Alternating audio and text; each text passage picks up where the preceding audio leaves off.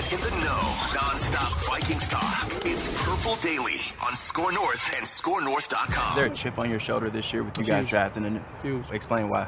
I mean, it's not just the draft. I mean, it's the NFL. Like, they always looking to replace you. They always, to me, it's about respect, man. I want to earn my respect. It's not about the draft. It's not about anything. I was a 5th-round pick. I was a 2-star recruit. I came from the MAC. Like, if they draft somebody, didn't draft somebody, I'm saying? I'm trying to prove it to myself, though. Not to everybody else. I want to prove myself right. I don't care about any doubters or haters like that. KJ Osborne, maybe some dissension. Sounds like he's got chip on his shoulder. Yeah, I like the chip on the shoulder. Chip on the shoulder is good for players. I sense a little tension between him and Jordan Addison. Well, maybe I would. Reporter I'd love Judd to tell you. On there and I'd love to tell you, but I don't know because Jordan's not talking to me. Blew off Judd at OTAs. This is Purple Daily Vikings entertainment, where we just want the Vikings to win a Super Bowl before we die. Phil Mackey, Judd Zolgad, our executive producer, Declan Goff. We appreciate you guys making this one of the most popular football podcasts in America, according to the Apple charts over the past 18 months. So thank you for that. The show is presented by our friends at TCL, one of the world's best-selling consumer electronics brands. They have a new lineup of award-winning TVs delivering the most entertainment with stunning resolution, all at an affordable cost. Enjoy more of the things you love at TCL.com. Inspire greatness with TCL.com. All right, boys, we saw this question. We'll have a random Viking of the week here. I have one for you guys today. Should be fun. But we saw our old friend Sam Munson from Pro Football Focus. So Sam actually used to write preview articles for the old 1500ESPN.com, was a regular guest on the Mackey and Judd radio show back in the day. So we know Sam going back like 12, 13 years here. He's been a friend of the show. So Sam Munson from PFF put out, I think it was him. He was the one that I saw like really riling people up, I guess, on Twitter the other day. If you could take one player from your team's history, so that version, like the prime version of Dan Marino, if you're the Dolphins, right? One player from your team's history and add them at their peak to this year's team, who would you add? And we can get, there's a couple tentacles to this because Sam's answer, I believe, was Daunte Culpepper, which did not sit well with the Cousins Crusaders at all whatsoever. So Sam was obviously, because he's a smart guy, playing off of the weekend battle royale that took place on Twitter, and actually, no, I think he started it. He started the battle royale, dude. He started. Oh, he started it That was because yes. I saw something before that. I thought, but anyway, no, Sam was that. All of that came from Sam Culpepper. Well, that was a genius play. Congratulations, Sam. I think that's the first Cousins just knockdown, drag out brawl I've seen that had nothing to do with us. Like ordinarily we're involved, and in that one it was totally separate, and it turned nasty. Just a traveling mob going around the internet. Nasty. A lot of fighting going on, but that's very tough. I do think we should do the Culpepper Kirk Cousins discussion later on in the episode, unless you guys want to choose Daunte, which I'll leave it up to you. But let's do that comparison later in the episode. And I won't be doing that. Yeah. Okay. I mean, it's interesting. Well, there's two conversations. There's two conversations. There's actually like 3 conversations there. Because I counted 4. There's 4 conversations. I'm going to tease. I've got a point about that entire conversation that depresses me to no end. And I've got a follow up to that point about that conversation. Well, who's sponsoring all of this? Who are the sponsors? So on the actual question of which former Viking would you add, I'll just set it up and then I'll throw it to you guys. There's some interesting needs across the roster because you could say, boy, all of your cornerbacks are 25 and younger. It'd be really nice to have a veteran cornerback of some kind, right? It'd be interior defensive lineman. You got, Harrison Phillips is pretty good. You lost Alvin Tomlinson, but what if you added like a real dude in the middle of your like Johnny defensive Randall, line? Alan Page, 1971 NFL MVP. Even like a space eater like Pat Williams in this 3-4 defense. He'd be your Vince Wilfork and that Belichick. Oh, Jerry Ball and then late 90s. Right into big guy. Oh my God. Is there a better quarterback than Kirk? Could you add an absurd wide receiver to an already good core? There's some running backs that are interesting in franchise history. I would say interior offensive line is something you could explore here. So, Judd, I'll throw it to you. and feel free to give us a short list if you want, but which former Viking would you add historically? I'm just so intrigued because there's so many names. Like Page was so good, and with the speed that we're gonna see from that Brian Flores line, because Page was not a huge man, or Randall. Let's assume though that like if you played in the 70s, you would be the requisite size needed. Yeah. Like in the 70s, he was the right size. But what I'm saying is, in what Flores is going to do, he'd be the right size now because the speed would be so important. 2009 Brett Favre intrigues me. I mean, 2009 Brett Favre was an MVP candidate, but you know what? There are a lot of names out there that would be fun, but I'm going to give you one to plug into this roster because I think offensively you would become unstoppable. And that is, I'm going to pick Randy Moss. Wow. I'm going to pick Randy Moss in his prime. Justin Jefferson and Moss, good luck. Don't even show up. Like, just stay home. If I'm a cornerback, I'm like, I'm not going to show up for that game. You would be pretty screwed. Yeah. I actually have faith that in that scenario, especially since Moss would be in his face, I actually think Kirk would be fine probably. Oh, yeah. So, like, I'm not going to say, well, but Kirk would struggle. No, I think Kirk would be absolutely brilliant probably. But Randy Moss, if you put him with Jefferson and both are in their prime, which Jefferson is right now, but I'm talking like a 90, 98 rookie, 99 Moss, that era of Randy, I don't think you can go wrong, and I think you would score a bajillion points. God, so you'd have one of the three greatest receivers of all time with the current great receiver in the NFL. Yep. And then your number 3 and number 4 receivers would be just a rock solid, bona fide veteran KJ Osborne. And then you'd have Jordan Addison as maybe the best route running college receiver coming in, and whatever he would bring to the table, a guy that some people say could be a number 1 wide receiver. I'm not saying that I want my defense to be bad, but I think at that point in time, you literally dare teams to outscore you. Yeah, go score. That's It's actually one of the biggest things that drives me nuts about the Kirk Cousins era. And some of it, I think, is Kirk's mentality, which is documented. There's a conversation that was floating around a year ago on social media where he's talking to Kevin O'Connell in Washington when O'Connell was his position coach. Yeah. And he's saying, like, I just sometimes it's tough when you're up by 14 points or 7 points. You don't want to do something stupid. This would be a case where just go score 42 points, go put the ball up, go throw for 350 yards every game, and don't worry about what the score looks like. Just throttle down, which was the 1998 Vikings for the most part. Yes. I mean, Randall Cunningham at that stage in his career was no longer the quarterback he was in the early 90s with Philadelphia, but having those receivers and having that offensive system just made him the best quarterback in the NFL. So Kirk Cousins would probably reap the same benefits. Instead of being like, is he like the 10th best, the 12th best? Kirk Cousins would throw for 5,000 yards.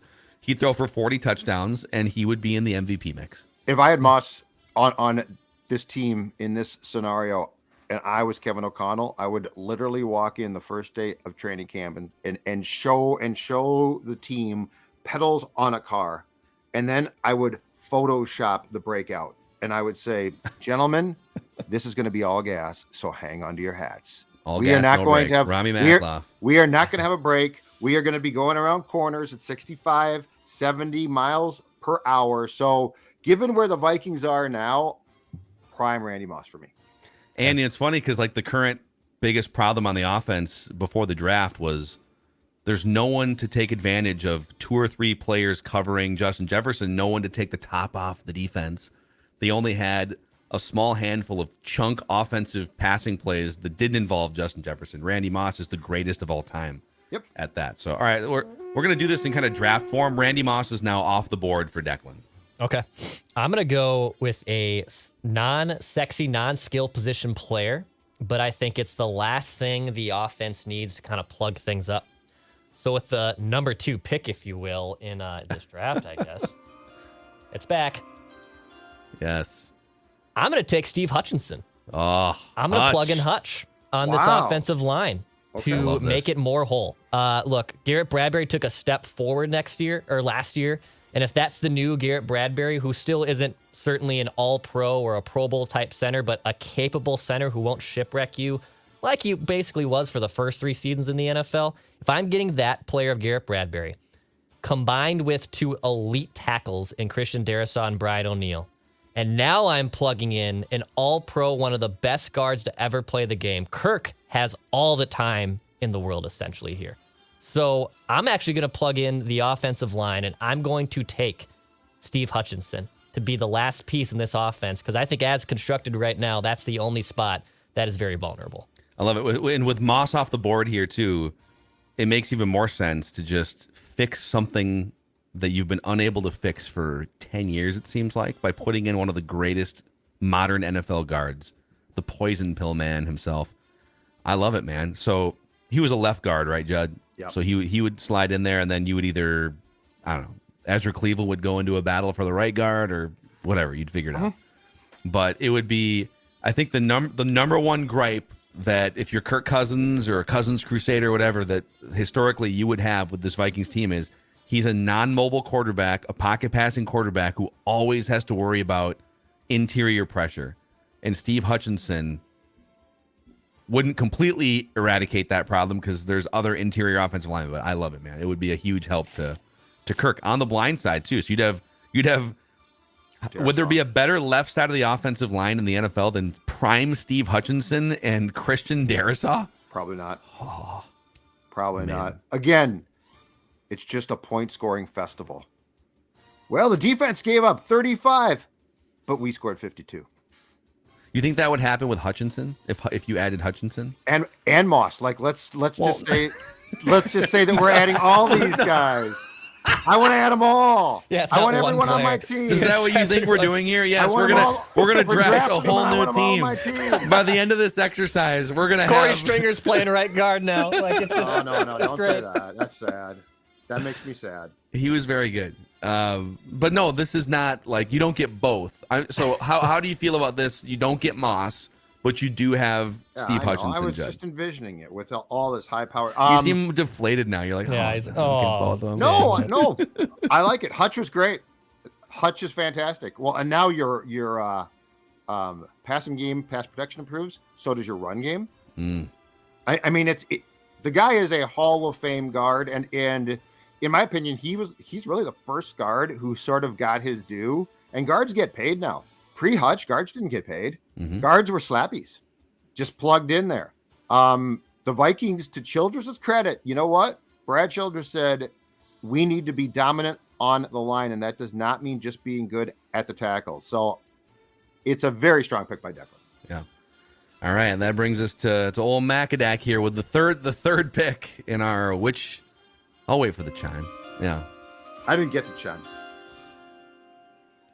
You want the chime? No, it's fine. He didn't know. We'll give you the Dex chime. didn't No, know. here's the Dex didn't chime. know it was Go a ahead. chime. Let's hit the chime for Judd. Okay. There you go. There's your chime. All right, thank you.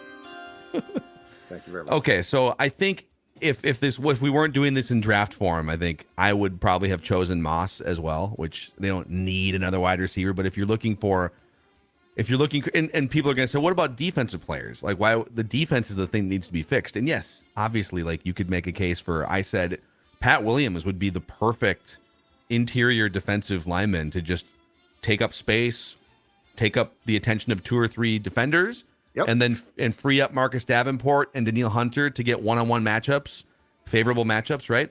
So that would be amazing.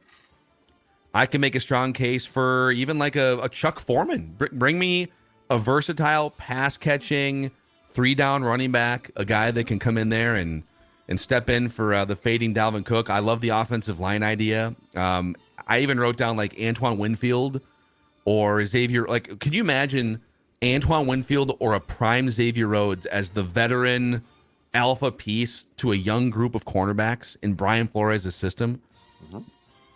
You got this man coverage defensive scheme.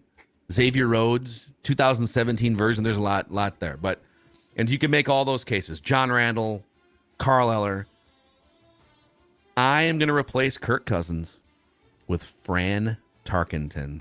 wow. Peak Fran Tarkenton, a guy that can extend plays, a guy who's played deep in the playoffs. I know that they lost a bunch of Super Bowls. I think he lost 3 Super Bowls with the Vikings, but a guy that has a winning pedigree as a quarterback, a guy that has played in NFL, NFC championship games, Super Bowls, a guy that if there is interior pressure is one of the greatest at keeping a play alive, improvising, and finding a receiver down the field. Big plays down the field, right?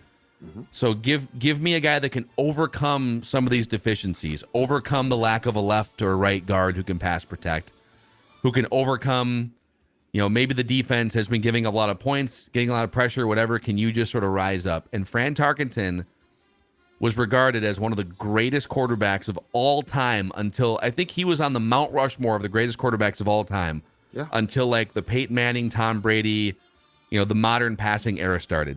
Yep. So if you could take those, it's hard to translate the numbers. Like, oh, he completes 55% of his passes or whatever. Like that era, he was putting up what looked like modern numbers at times in that era, which is kind of crazy. So I'm taking Fran Tarkenton as my quarterback. His style actually fits more now too. Yeah. Like at the time, it's like, why is this dude scrambling? What the hell is like the little Russell guy scrambling? Wilson? Like he shouldn't be playing. And so yes, if you took peak Tarkington and plopped him into 2023, I actually think he fits the dynamic of the game more so. So yeah, I would love to see if the Crusaders come at you for that one, because Tarkenton is, and there's no debate, the greatest Viking quarterback. Well, what's going to happen here is people are going to make the mistake of comparing, wait a second, Fran Tarkenton barely threw for 3,000 yards in a season. Fran Tarkenton threw 266 career interceptions, and his completion percentage for his career was 57%. And then they're going to compare Kirk's numbers in today's NFL to Fran's numbers playing in the 1960s and 70s. But if you were to take that version of Fran in this era of the NFL, you would see a guy that throws for 4,000, 4,500. He'd be throwing for 30 touchdowns every year. Yeah. He'd probably be scrambling and running for, 500 yards as well. So you can't really do the numbers comparison, but I would take Fran Tarkenton's skill set as translated today, because it's kind of what we've been, wondering. Boy, imagine if the Vikings could get an elite passer who can also keep plays alive with his legs, and a guy that wins in big games and doesn't get overwhelmed in big moments. So, it's nice to have the purple people eater defense as well, but the Vikings offenses were also incredible throughout those years. So, hater, Fran Tarkenton, hater, call me what you want. It's okay. Cousins hater. Just so sad to see. What? Let's get to the Daunte discussion here, because it blew up Vikings Twitter, I feel over the weekend. Fantastic. I believe Daunte Culpepper was trending at one point on He Twitter. was. He definitely was. He logs in. He's like, what the hell? Why am I trending? I'm old I'm now trending. Get your roll on. Let's go. But before we have this Daunte Culpepper discussion, let's shout out our friends at Manscaped. All right. You want to keep it clean, both above and below the equator, gentlemen and ladies.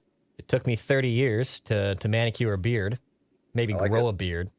And then obviously my friends at Manscaped have helped me manicure that beard. Declan started growing this facial hair back in college, actually, and this is where it stands right now. His beard looks good now. Yeah, it's trimmed up a little bit. I saw my future father-in-law saying, "Are we growing out a beard for the wedding?" I don't know yet. We'll see. My friends at Manscaped, though, will help me look good on that wedding day at both areas that Phil just said. So you can go to manscaped.com, use promo code PURPLE. Yep, that was really smooth by me. Use promo code PURPLE. Pun intended. And you will get 20% off and free shipping. Any product on manscaped.com. You go to the checkout, there's a little promo tab. Use promo code PURPLE. You'll get 20% off plus free shipping at manscaped.com. Go to manscaped.com. Maybe a good Father's Day gift. You got Father's Day coming up here in about a month. You can go to manscaped.com, 20% off with promo code PURPLE. You know what? If you've let yourself go a little bit and you can't even see below the equator, maybe you should talk to our friends at Livia to lose a couple pounds. And guess what they're going to do? They're going to help you do exactly that, more than a couple. I mean, this is just example A with Sports Dad here. That's right. Guy on the left, guy on the right. It's the same guy. So what's the change? The change is this. I got help from, as Phil just said, my friends at Livia Weight Control Centers, and they're going to help you as well take off the weight. And most importantly, they're going to help you with their doctor-recommended program, Keep That Weight Off. You want to lose 15 pounds by the 4th of July? That's right, 15 pounds in just a little more than a month. Livia is going to help you do that. And you join today, you're going to get 3 months free. Get summer ready by calling 855-GO-LIVIA, Livia, LIVEA.com. Okay, do you guys think Daunte Culpepper was a better Vikings quarterback than Kirk Cousins has been? Peak Daunte Culpepper was definitely a better quarterback. Peak Okay. Daunte Culpepper. Now there's tentacles off this though. There's tentacles because peak Daunte was not around. I mean, Kirk does have. I think people confuse stability and they confuse the fact that a guy like Kirk is, and he has done a marvelous job of staying on the field for a very long time. Okay. I think people look at that and they're like, well, look at Dante's career. It wasn't that long. And yes, his knee blew up in 2005. But if you're going to take one of these two to try and win, and both did not, but if you're going to take one of these two to try to win a Super Bowl, the 2004 Culpepper,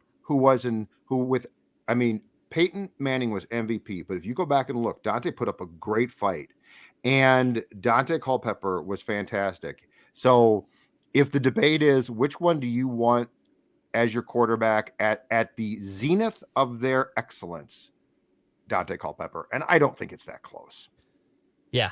Daunte, and this is where I think some of the Crusaders get a little lost, and I actually don't blame them too much. I grew up with Daunte Culpepper as the first quarterback that I gravitated towards. The 2000 season, which, by the way, was a great season for Daunte. I know it ends with 41 donut and very sour taste, but that's his first full year as a starter. Helps the Vikings win 11 games, throws 33 touchdowns. Led the NFL. Yeah, was a great rushing guy, too. He was able to rush and do things at the quarterback position. We were starting to see with guys like McNair and then Donovan McNabb and Daunte and obviously then Michael Vick. So he kind of helped usher in, to a degree, this new era of quarterback play. And yeah, Judd's point in 2004, if Peyton doesn't set at the time, touchdown record, Daunte Culpepper probably wins the MVP award. So his peakness is 100% better than Kirk's peakness. I don't think that is a debate. But Kirk is safer. You know what you're going to get in Kirk Cousins, right? There's not a lot of volatility there. But Daunte's peak seasons are way better than Kirk's best season. I think you kind of nailed it there, in that if you're just looking for the most stable option over a 5 or 6 year period and the highest floor. So if I'm looking to avoid a quarterback train wreck, Kirk Cousins is your guy.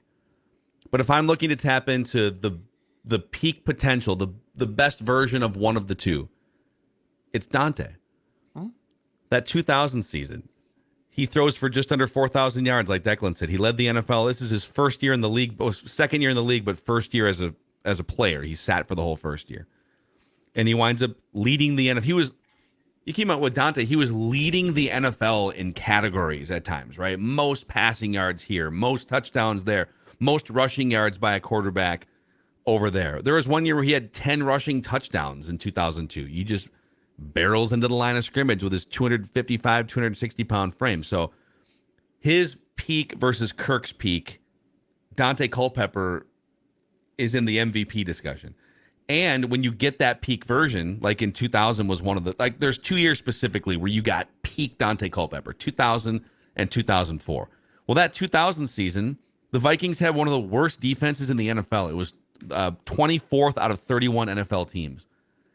And Daunte, plus his weapons, right? Randy Moss was on that team. Good enough to get to the NFC Championship game. And that brings me to the next argument that people are going to make, which is true. Well, wait a second. Daunte Culpepper had Randy freaking Moss for basically his entire career. But Kirk Cousins has had Justin Jefferson, Stephon Diggs, and Adam Thielen all in their prime, and two of them all the time. Yeah. He's had two of them at any given time throughout his entire career. And so maybe Randy Moss is the better of all those options, but when you have Diggs and Thielen in their prime, and you have Jefferson and, well, a fading Thielen, I guess, last year. But you have, a couple years before that, Jefferson and Thielen. I just don't know that you can use the weapons argument as much if you're on the Kirk side of this thing. So, again, if you're looking for the highest floor, avoiding a quarterback train wreck, Daunte had a year where he led the league in interceptions. Yeah. That before he tore his knee in 05, he was kind of a train wreck without Randy Moss. So I get it. There's a volatility there. But give me peak Daunte over peak Kirk. Stability, though, is not greatness. It's great to have. It's awesome, but it's not greatness. So, and Mike Mussina or Johan Santana? Well, if I'm going to get 20 years of a really good pitcher, I guess I'll take Mike Mussina. If I'm looking for a peak season or 4, give me Johan Santana. 2004 as well. Don't forget, Moss played in 13 of the 16 games and was hobbled. And at that time, Burleson was turned into a very good player by Daunte, and an offense that was very well orchestrated too. But I'm just saying, I don't think that there is a debate. Like, if you want to talk about, well, who can stay on the field, Kirk Cousins wins by a mile. But if you want to talk about peak greatness, if that's the term, I just don't think it's a competition. Eric Eager had one other note on this too, to add to Phil's layer of, all right, Kirk, who had better weapons, Kirk or Daunte, but then also defense, right? Realize I'll have to talk about the defense that both these quarterbacks had. So Eric tweeted out, only the Chiefs had a worse EPA allowed per play than the Vikings during the Daunte era. Yeah. So basically from 2000 to 2005, only the Chiefs had a worse defense in terms of EPA. Yeah. During the Cousins era, the Vikings are 10th in EPA allowed. Now, that is highlighted by 2 specific years, for sure, in 18 and 19, when the Vikings still had top 10 defenses, and it, fell off the cliff the last 3 seasons. But his defense, Daunte's defense, was actually worse, and he still overcame it and took them to the NFC title game, multiple playoff wins. I don't think it's close, in my opinion, when you talk about the peakness. Yeah, and that's the other thing, too. It's like people kind of throw away the 18-19 seasons as we just kind of forget about those. Well, those are the seasons that you were ready to win a Super Bowl or more ready to win a Super Bowl because of the state that the defense was in. And you go back to Daunte as a young quarterback in 2000. All right, dude, you're going to be thrown into the fire. You are now you've never started or played a snap in the NFL before. You are now the starting quarterback for a team that aspires to win a championship in 2000. Oh, by the way, and the defense is going to fall off a cliff and be 24th. Go make it work. And he did. And also in the conversation on Daunte, Denny Green deserves a ton of credit because he made the trade to get, I think it was the 11th pick in that draft. And he took Daunte, and there were some good players available. And there were a lot of fans who were like, what are you doing? And that turned out to be a fantastic gutsy pick. So like, that's the type of pick now that you want the Vikings to make. Identify a quarterback, develop him. He doesn't play at all that first year, but that's actually genius. The other thing about 18 is 2018 has, I think, under the radar for most, sort of been forgotten as one of the most disappointing seasons in Vikings history. Yeah, they missed the playoffs. Like, we never talk about it, but it's what you were coming off an appearance. Oh, but John DeFilippo in the conference championship game. Well, I'm not even assessing blame on Kirk. I'm saying John DeFilippo. The entire thing, the entire thing in 19, you missed the playoffs with what had been a team that won 13 games and made it to the conference championship game, and you added a quarterback. Like, you put in a filet mignon, in your opinion, steak into a meal that was already good, and you're thinking, I mean, that was literally Super Bowl or bust. And you had Diggs and Thielen were both top 10 wide receivers in the NFL at that point. So now Kirk can make up for it. And this is another year where I get the roster's not perfect and the defense is young. I don't know that you're going to find a perfect roster in the NFL with today's rules and just player movement. But, dude, the offensive line's coming back. And and when I say that, I know people are like, well, it wasn't. You get 40% of your offensive line are annual Pro Bowlers at this point. Your 2 tackles, and Darisaw and Brian O'Neill, and Garrett Bradbury took a step forward. So just continuity, from a continuity standpoint, guys coming back. Your weapons should be better. So, I agree. The 2018 season, we don't talk about it enough as just like an epic failure in Vikings history, but Why can't the Vikings go win a playoff game or two this year? Look at the quarterbacks in the NFC. Universally, Kirk Cousins is ranked as one of the 2 or 3 best quarterbacks in the entire conference. Yep. Look at the division. Aaron Rodgers is gone. The Lions are still the Lions until they prove otherwise. I'm sorry. Like, they should be competitive and good, but are the Lions a 14-win team with Dan Campbell as their head coach? So just, it's kind of sitting there in front of you. If you disagree on the Daunte discussion, I would say, Kirk, drive this car to the NFC Championship game, and people will talk about him in a different light than they did before. Well, you expect him to do it alone? I mean, there's plenty of help. It's not all on Kirk. Plenty of help. You want to play that game too with like some of the Vikings teams. Okay, Daunte Culpepper in 2000, dude, that defense was a sieve. I remember that defense. Yeah. And what happened the year before when they met the Rams in the playoffs, right? They couldn't stop the Rams in a track meet for 3 hours. Like, that defense was a disaster. Yep. 0-4, and in 0-4 they won a playoff game in Green Bay, and then they lost in the second round. Mm-hmm. But you're right, dude. Randy Moss, he was hobbled. He had injury issues. He missed games. So actually the top 2 receivers on that team were Nate Burleson and Jermaine Wiggins. Jermaine Wiggins led that team in catches. He had 71 catches. Love Jermaine. And your running backs were Ontario Smith, Mewelde Moore, and Michael Bennett. Yep. So it wasn't like you were handing off to Robert Smith or prime Dalvin Cook or Adrian Peterson. Daunte Culpepper was the straw in 2004. So anyhow, just wanted to. I was looking at during that debate, I was looking on eBay for Daunte jerseys, and now I'm very. What'd you find? I found some great used ones, like some of them that are really like nice. I totally forgot that Puma was once the NFL jersey sponsor. Like early 2000s, Puma, before they went to Reebok, I believe, which was then the sponsor for a long time. There's some neat ones. There's the white ones, obviously. I saw even remember the black and yellow ones, or black and purple ones. It was a black jersey, but purple letters. I remember a lot of kids in my age had those Daunte and Moss jerseys. Yeah. There's some good ones out there. I rock it. Dude, I saw Daunte one time. Old Macadac went to Mexico 4 years in college for spring break. Oh my God. By the end of that, I was like, probably never going to Mexico ever again. All inclusive. Just. Mm-hmm. I saw Daunte Culpepper at one of the Puerto Vallarta clubs one time. It was like him. Jack Brewer was there. I think Michael Bennett was there, and they were just drinking Mai Tais with a bunch of spring breakers, hanging out. Great. Just getting your roll on, baby, in the off season. What started the roll? Do we know? I don't remember the story. I don't know. It was one of the weird. I always thought it was really weird. Let's get Daunte on. We'll have to ask him. Last time he was here for something out at like Maynard's, and I think Mark Craig of the Star Tribune went out there. Oh, it was Moss's fishing thing about a year ago now or so, and Culpepper was there, and I guess he is enormous now and declined comment completely. Oh, he didn't want to speak to media or anything. He didn't want to talk. They honored him on the field at a Vikings game, Jed, that we were at, like in 18 or 19. They had like some type of anniversary for a team or something.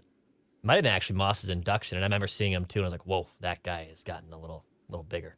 At some point, he's got to pop up on a podcast, right? It would be fun if it was ours. Culpepper would be great. Oh, I'd love to do old Vikings. So is he a potential candidate at any point in time as a Ring of Honor guy? Oh, no, I don't think so. I agree with that. That's a great episode to do sometime this summer. I was just curious what you guys thought of that one, because you were definitely more influenced by him because you were young during his career. I mean, he had a small handful of really good seasons, but they didn't get to a Super Bowl. It wasn't like those Purple People Eater guys where, they went to a bunch of Super Bowls. He didn't have like a 10-year career. So I would say, and you floated that idea in our prep email, I think we should definitely do an episode on, all right. There's a lot of guys in the mix. There's a lot of candidates right now. I do have a random Viking of the week for you guys, presented in part by our friends at 3 Jack. 3 Jack is a great place if you like golf, food, and good drinks. Absolutely. Great spot on the patio. Great golf simulators as well, of course. You can put on games on those sims. And obviously, you can get out there and get some swings in. But how about this, boys? I got a little update from our friends at 3 Jack. They're doing a little Memorial Day takeout. So it's Memorial Weekend. Maybe you're going up to the cabin like me. You're going to be out with friends and whatnot. How about a bootlegger kit? I love me a good bootlegger kit, okay? God, those love nachos. Me this. Oh. Those You could nachos are- you could do the bootlegger kit. You can do the house potato chips and onion dip. They even have can koozies. There's nothing worse than you can't grab your can because it's all moisturized and you can't grab it, right? Yeah, talk dirty to me a little bit here. Got some cookies in this takeout bag.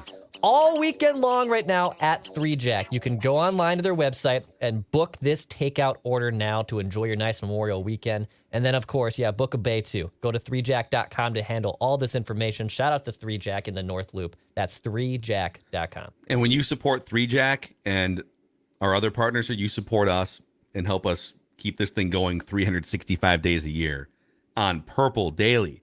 All right, boys, it's time for the Random Viking of the Week here. Let's do it. A battle of Vikings historical wits. Judd has a 53-32 all-time lead on the combination of Declan and Ol Macadac. So I'm giving out the clues today. It's Declan versus Judd. You get up to 3 incorrect guesses each. You can ask me questions if you want. I can refuse to answer. Real quick, we have had a lot of requests for getting listeners on for Random Viking of the Week. That would be fun at some point. But we have so many irons in the fire for we bring listeners on Wednesdays, we do Vent Line, we do Feedback Friday, so we'll have to figure out if there's a way to make that happen without just making it really hard schedule wise for us. Once a month, could we pit 2 of them against each other? Oh. And Dex and I, put them in the lion's den. Like one of us gives clues, but you can use a lifeline. You can use a lifeline and ask Judd. So there's. Yes, exactly. Or Declan, but Judd dominates us. So well, that's not true. Declan's got a 4-game win streak. I was trying to think of a better word than game. But let's see here. Yeah, Declan, you've got a 3-game win streak over Judd by guessing Greg Lewis, Percy Harvin, and Roman Reigns correctly. Judd has a 5-game win streak over me, correctly guessing Fred Smoot, Mike Tice, Javon Walker, JT O'Sullivan, and Laquan Treadwell. I should have got Greg Lewis. That does piss me off. Reigns does not at all. But yeah, Greg Lewis is what a joke I am. All right, this Random Viking of the Week. Yep. I feel like I'm getting too predictable with my clues patterns, and so I'm gonna throw a couple things in different orders here. This Random Viking of the Week has 64,000 TikTok followers. This Random Viking of the Week played college football in the ACC. Played high school football in the state of North Carolina.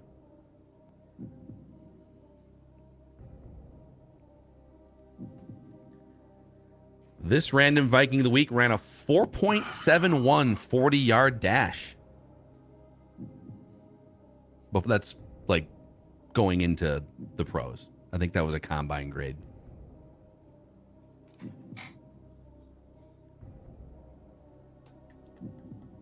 All right. This Random Viking of the Week had 8 career rushing touchdowns, 1 career receiving touchdown.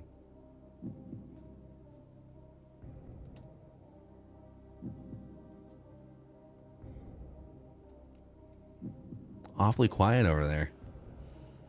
Awfully quiet. Oh no, it's very quiet. It's very quiet. The TikTok thing.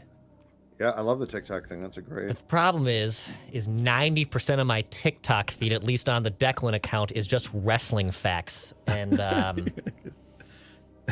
it's Marty Jannetty. Yeah, did you know Marty Jannetty on Raw in 1994 wrestled a young Jeff Hardy? I was like, oh, I didn't know that. That's cool. Then I sent it to Phil. Okay.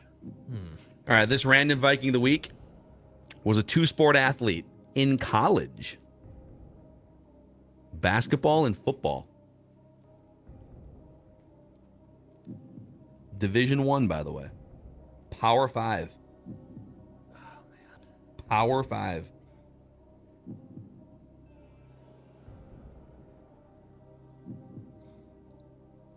This Random Viking of the Week does have a Super Bowl ring as a player. With the no, I'm just kidding. Not with the Vikings, unfortunately. Super Bowl ring.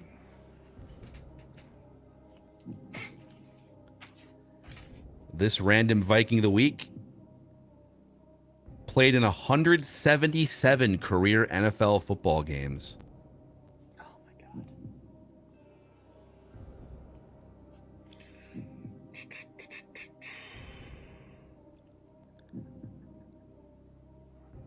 including 8 career playoff games, one of them with the Vikings.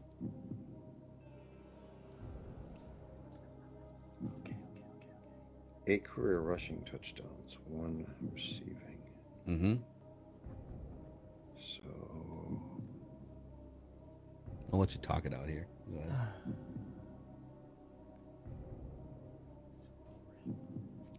Super Bowl. Okay. This random Viking of the week was a 2-time Pro Bowler.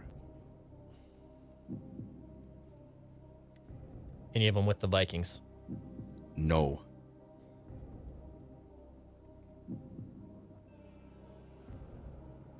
Oh my God. I'm gonna be so upset. Running back. Tight end. Defense. I love just watching Judd trying to figure this out. Receiving touchdown. This random Viking of the week would have been undrafted. Brad Johnson. Declan with a guess. And the winning streak continues. Oh my God. Wow. Oh my God. What Nice. a pull. Wow, dude. Declan, Oh my 5 in a God, row, 4 in a row for Judd Zulgad. Nice work. Big Bad Brad. Oh, Big Bad nice Brad work. 14 on TikTok, where he just does like trick shots. He's my great God. on TikTok. I But never yeah, seen Brad Johnson, man. Florida The State. The Florida rushing State. and I knew he played college basketball. He's That the tipped off. he was the first player in NFL history to complete a touchdown pass to himself. It was a 1997 game, I believe, against the Carolina Panthers. It was. And he I threw remember a it. pass. It got batted back off, or was it He off? only rushed It was for- off an offensive lineman's helmet Yeah. or something. Yes. Came back to him. He caught it, ran it in Yes. for a touchdown.